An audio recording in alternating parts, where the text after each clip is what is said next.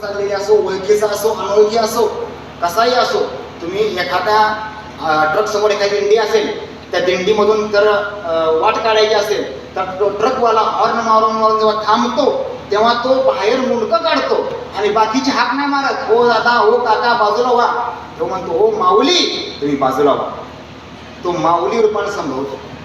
आपण आता बरेच जण जर काही जागी एखाद्याचं नाव लिहा अवघड असेल वगैरे तर त्याला माऊली म्हटलं जातं. आणि सर्रास जेवढे ज्ञानेश्वर नावाचे लोक आहेत त्यांना ज्ञानेश्वर म्हणून कोणच बोलत नाही, त्यांना माऊली म्हणूनच बोलतात. आणि आता थोडं गमत पण सांगतो तुम्हाला. माऊली हा शब्द ऱ्हस्व आहे बघा, हे थोडं तात्विक आहे, थोडं नाजूक आहे. माऊली हा शब्द ऱ्हस्व आहे. ज्ञानेश्वरी जरी उघडली तर माऊली हा शब्द ऱ्हस्वच सापडला. पण माऊली विषयी जेव्हा इतर संतांनी जेव्हा लिहिलं तेव्हा ते ऱ्हस्व नाही लिहिलं, ते दीर्घच लिहिलं.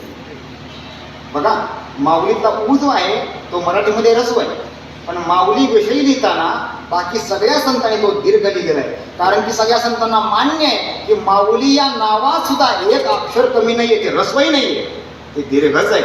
म्हणून माऊली. आणि ज्या संतांनी, ज्या साधूने, ज्या महात्म्याने ज्ञानोबांचं वर्णन केलं ना, आपण त्यांचीच प्रमाण फक्त टाळावर म्हणतो, त्यांच्याशिवाय इतर कोणाचीही प्रमाण आपण टाळावर म्हणत नाही. तुळजाजी असतील,